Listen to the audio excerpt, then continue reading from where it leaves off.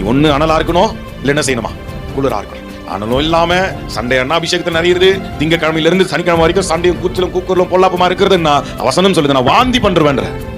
நீ அனலும் இல்லாம குளிரும் இல்ல, ஒண்ணு கடவுள் விட்டு போயா போயிடு.